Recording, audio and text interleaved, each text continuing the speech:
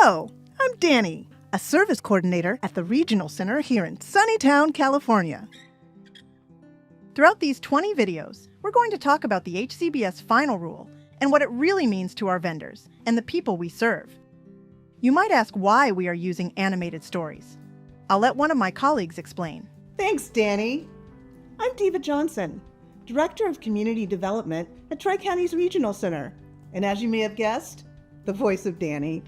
I think at this juncture, in terms of implementation and compliance with the HCBS final rule, it's one thing for people to know what the requirements are. I think what's challenging, whether it be for providers, regional center workers, or individuals receiving services, is what it looks like when it's demonstrated. So the whole experience of compliance with the HCBS final rule, it's not about brick and mortar.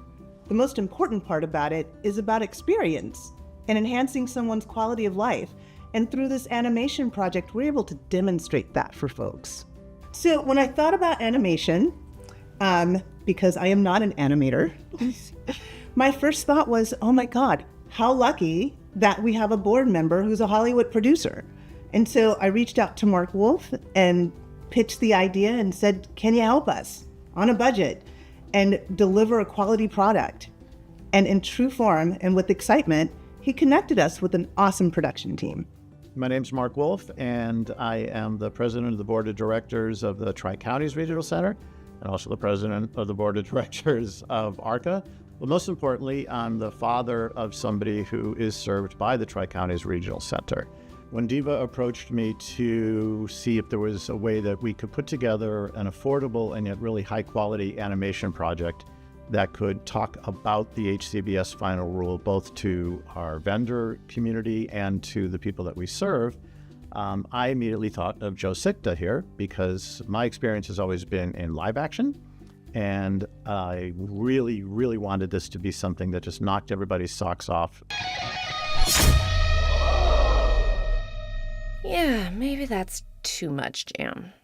Hi everybody, my name is Joe Sikta. I am an animation producer. I've been doing animation for 25 years, and I've worked at different studios in Hollywood, at Warner Brothers, where I did a number of Scooby-Doo movies, at Disney, where we did projects like Muppet Babies for Disney Junior, at Mattel, where I've worked on Thomas the Train, and DreamWorks, where I got lucky to work on How to Train Your Dragon, the TV series. So when Mark brought this project to us, the first thing we did was dive into the world of the Regional Center and their programs and what the intention of these shorts was all about, which was to inform, to entertain. And so for me, it's been a grand adventure into a whole realm of wonderful people doing exciting work for our community. I immediately gravitated toward the mission and could see immediately that with the limited budget and scope that we had to work with, that this wasn't going to be a Disney production, but there was a way that we could do it that was economical, that was fun, that had a great snappy style, and that's a style called UPA, which is essentially a limited animation approach to production, where we have really fun character designs and really colorful and enjoyable production design and backgrounds, but it's this very stylistic and not a realistic approach whatsoever, but very cartoony and fun and designy. And so once we hit on that style and we were able to start working together with our writer, Tom Phillips, and our producer, Mark Baldo, who we brought in to bring this project to life, it was the perfect fit of the right talent, the right production approach, and the right project at the right time with the right folks. It's a blark work of art. These are really sitcoms. That's what they are. They're situational comedies. There are no bad guys. There's no villain. It's just a whole bunch of people in a situation trying to do the best they can. And it wasn't about specific disabilities. It was all about character. And that just speaks to me, being an animation director and producer. That's my language.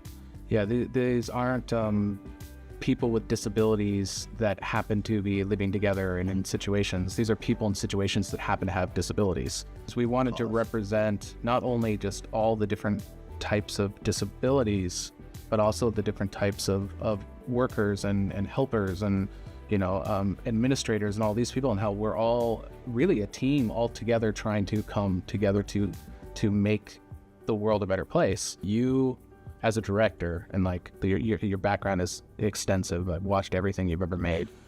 Thank you for that. And in my writing were really great, but also we had members of the regional center in all of our meetings, from Mary Beth and Freddie and Diva, and they were experts in the field. Yeah. I love the videos and the way they're turning out. I think they really stay true to the spirit of the HCBS final rule and kind of what we're really hoping for providers and people served by the regional center to really understand about these requirements and what is in it for them. Yeah, I also, if I could add, because it really, Mary Beth, thank you so much for your participation in this. It's bigger than these videos just being available in LMS. It's what it makes possible for our provider community. So they're going to be available statewide. So this is learning that's going to be preserved, and people are going to have access to these quizzes to assist them in their understanding. And these videos are actually demonstrating what it looks like. So it's not just a box that people are checking off. So Freddie and I worked with the writers, and we brought a number of stories to the table of based on our own experiences working with service providers and with people with disabilities. So one of the things I'm really pleased about with the writers team is that these stories are based on real people, real providers, real situations, and I think that's beautiful. Sup, Venus? You got a sec? Like, sure, Lorenzo. Why so gloomy? Well, I love the day program, but I can do more. I get it, dude. Let's find you something that's like pure Lorenzo. In Breaking Bad, it was character first. Walt Jr. just happened to have cerebral palsy. And that's something that's so unique that we don't see in media a lot. Is a character that may have something, but that's not what makes that character who they are, what they can do. And we do see a lot more of like, oh, look at the disability and then look at the character and look what they're doing with that disability.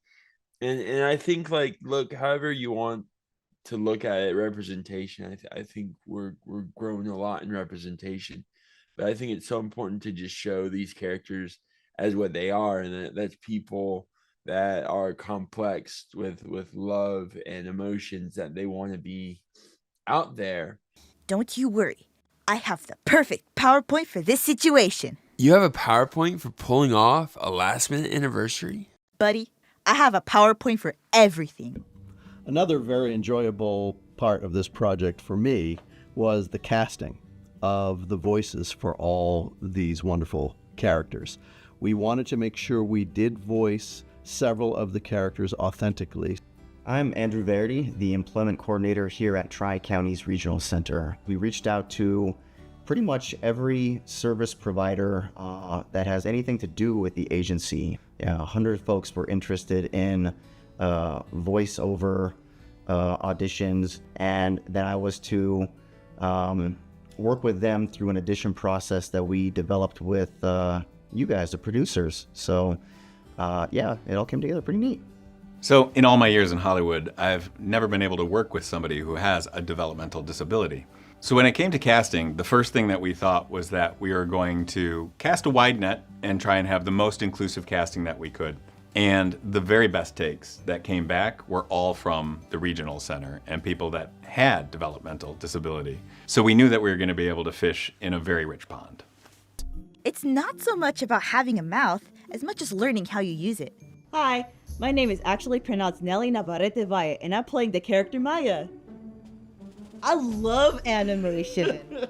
I'm watching not just animation on TV, I'm watching it through YouTube. I love just anything that's like moving pictures, It was really fun. First of all, it was my first time being in a professional studio with like cameras and with soundproofing. So I got to be as loud as I want to, not in a cramped closet with like 5 other family members listening in on me. Sometimes I have a tendency of just doing my own thing, and I would love hearing an input from someone else telling me that they really like this, they want me to do more of this, and it was so helpful for me to get a better understanding of what the industry is like. I would love to see that same enthusiasm that I have for Maya shine through the animation. I would love to just see her just express herself and just march forward with all the plans that she has for the day and how she would want to help out her companions. It was thanks to my service coordinator that she was able to send me that opportunity in the first place. She's been looking out for me so much, especially looking for employment, because I've had a hard time feeling like I don't belong in the community. But the work that we're working towards, I feel like I do belong in the community. Feel like I can make a difference here, and I'm just very grateful for this opportunity. Good job, Wax. Now sit. Well, to me, getting into this role was like one of the best opportunities I've ever had so far, and so it feels like a dream come true. Davis was a pro from the beginning. He was just able to give us tons of different variations on the lines. Davis had completely researched all of the role. He had read his scripts. He'd done his homework. He was fantastic. It was just like working with a pro right in Hollywood. Wax will now perform a death-defying trick. Quick, hide under here. It's been incredible to see Davis accomplish things that we never imagined possible. When we got the diagnosis of autism when he was 7, we just didn't know what lied in his future. And to see him grow so much and be pushed out of his comfort zone in an appropriate way and really learn tangible skills, and to see how they're really pushing him in his art talents and voice talents has been an incredible experience. One character in particular, his name is Dexter in our series, and he is on the autism spectrum. The voice of that character, the first audition I heard, I knew immediately that was him. And coincidentally, we were also asked to see if there were any internships within the production schedule. And one of the people that I got a resume for, I really thought his stuff was great. His name was Alex, and I was like, this is great. And it turns out that that same person who was applying for the internship, also, I was casting as the voice of Dexter. When I heard there was an opportunity to work on something in the field of animation, I just sort of jumped on it. What's great is that through the employment program, I'm actually getting paid a lot more than my job as a dishwasher, so that's probably good. I know. Okay, everyone out. Let's give them their privacy. Exactly. HCBS. As a production intern, I help with designing props and backgrounds for the show and organizing everything, going over the scripts. Yeah, it's really cool to see some of the stuff I've drawn be inserted into the animation. So while I was applying for the internship part of this project, I got a notice that I heard about there was an audition for this one character. He was an autistic Asian male who was into superheroes, and so I kind of felt like I had to, out of obligation, kinda. And so I auditioned for Dexter, and I kind of was surprised that I actually got it. I don't know. 40-year-old man, which is something I'm probably going to experience as a 24-year-old at some point in the future. Looking forward to that. And we're kind of similar in a lot of ways. We like superheroes, ramen. I've never actually tried grape soda. I guess I relate to him a lot. On record, it's Barry White. What? I have layers?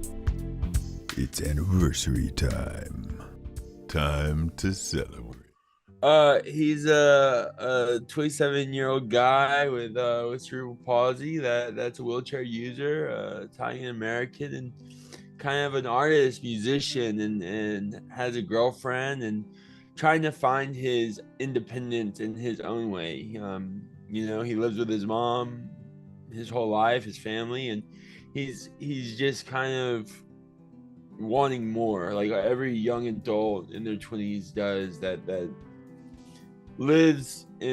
lived in the same place for 20 years, right? It's like you want to find that adventure, and that's something that we still face, and not just on TV but in our society today, where you have individuals with disabilities that want to be part of society, that want to contribute to a job, and to feel that they contribute to their community, and volunteerism.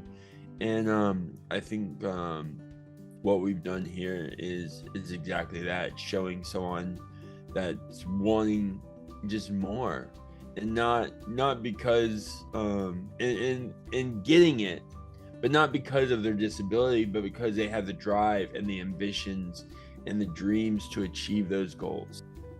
The people at Tri-Counties Regional Center are some of the best, most qualified, and most passionate people that I have met. And we are so lucky that they are dedicating a huge chunk of their lives to serving the community that my son is part of.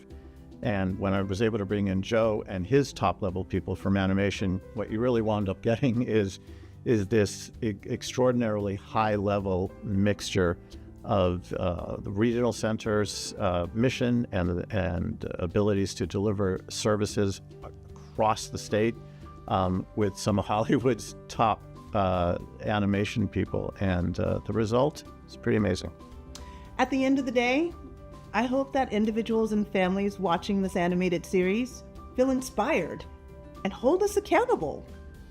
We have a responsibility to partner with them, to honor their choices, listen to their voices, and to help them live the lives they want to live. Anything you want to add, Danny? Remember, your planning team strives to be person-centered in all they do. And that person in the center is you. Good job, Wax. Now sit. It's a blark work of art.